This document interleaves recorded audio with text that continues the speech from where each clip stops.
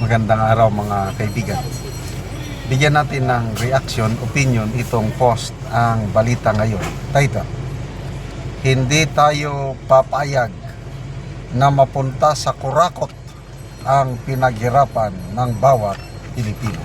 Wow naman. Ang sarap pakinggan.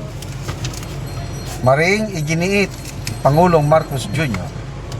na hindi niya hahayaan na masayang o mapunta sa kamay ng mga tiwaling opisyal ang pondo ng bayan kasunod ng pagpirma niya sa 6.793 trillion 2026 national budget. Sa kanyang talumpati, binigyan diin ng Pangulo na ang bawat sintimo ng budget ay bunga ng pawis at sakripisyo ng sambayanang Pilipino mula sa buwis ng ordinaryong manggagawa hanggang sa ambag ng maliliit na negosyante. Kaya aniya hindi ito maaring abusuhin, ilihis o gawing personal na interes ang sino bang nasa kapangyarihan.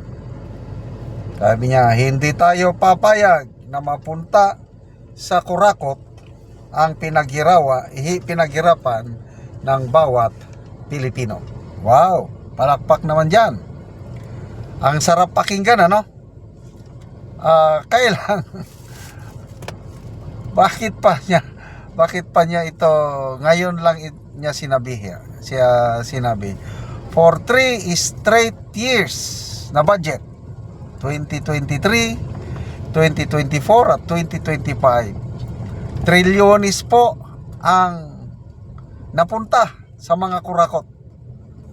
According to Congressman Edgar Erese, 1.4 trillion pesos ang total budget insertions na walang kibo, pinabayaan lang ng presidente. Kaya sabi ni Congressman Erese, ang Pangulo, it's either incompetensya or kalakip siya, complicit siya, kasabwat siya sa pagwaldas nitong trilyones na pera sa 3 taon. Ngayon na lang na nagsasalita siya ng ganyan na napakasarap pakinggan. Di tayo papayag na mapunta sa kurakot ang pinaghirapan. Tama. Sinong gustong Pilipino? Kailang, ano ba ang talagang nangyayari? Sa 3 taon ng administrasyong ito, ang daming napunta sa korupsyon. Kaya, abot langit na po ang galit ng taong bayan. Hanggang ngayon, pagkatapos ang daming pangako ng Pangulo na makukulong sila, wala silang Merry Christmas, siguraduhin ko, I am very certain makukulong, magpapasko sa kulungan. O ano, may nakulong na ba? Meron. Big Fish meron. Kailan? Kahapon. Kailang isang araw nakalabas na kasi nakapagpiyansa. Ang Big Fish pong napakulong walang iba, ang isang retiradong general na nagsilbi ng marangal sa bayan. Yun ang napakulong ng administrasyon. Kung sino pa yung lumalaban sa talamak na korupsyon, yun pa ang ikinulong. Yung mga nagnakaw, nasaan na sila? Enjoying. Example, si Saldico.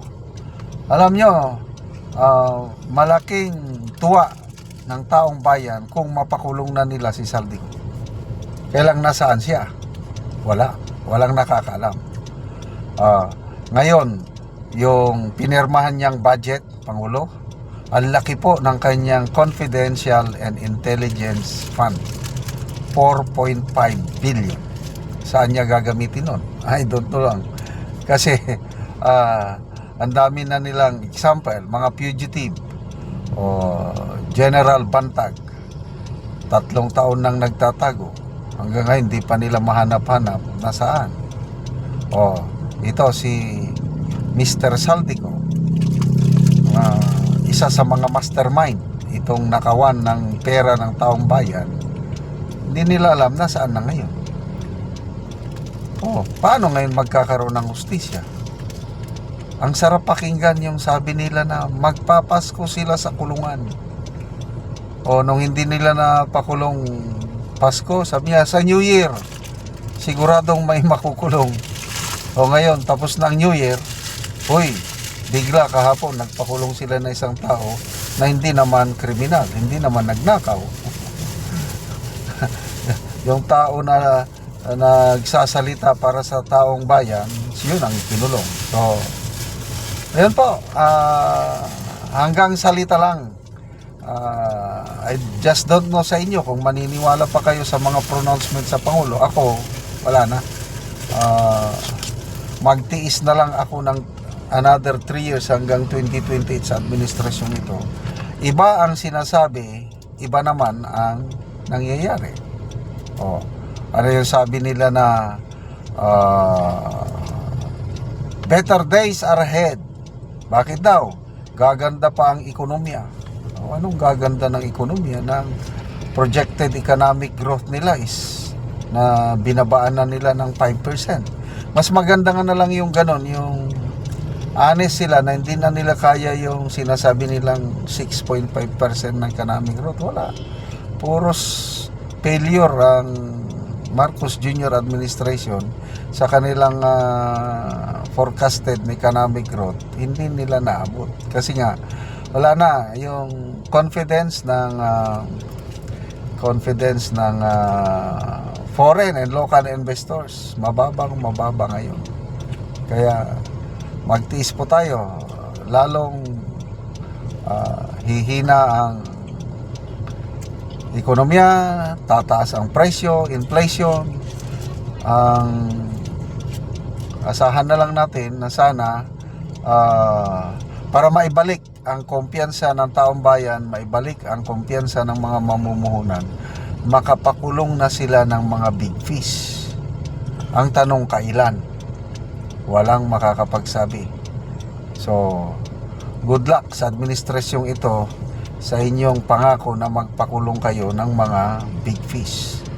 Salamat mga kaibigan sa inyong pagsubaybay sa ating channel. Nakakatulong kayo ng malaki sa tribong Talandig ng Bukidnon dahil ang sweldo natin sa channel na ito is pantulong sa tribo. Namimigay tayo ngayon ng mga libreng yero at pako para makapagpatayo sila ng mas maayos na tirahan. Panoorin niyo ang video na ito. So mo ni ang matagaan, anak ni ante. So to si ante. So ang iyang anak ang nagpasan.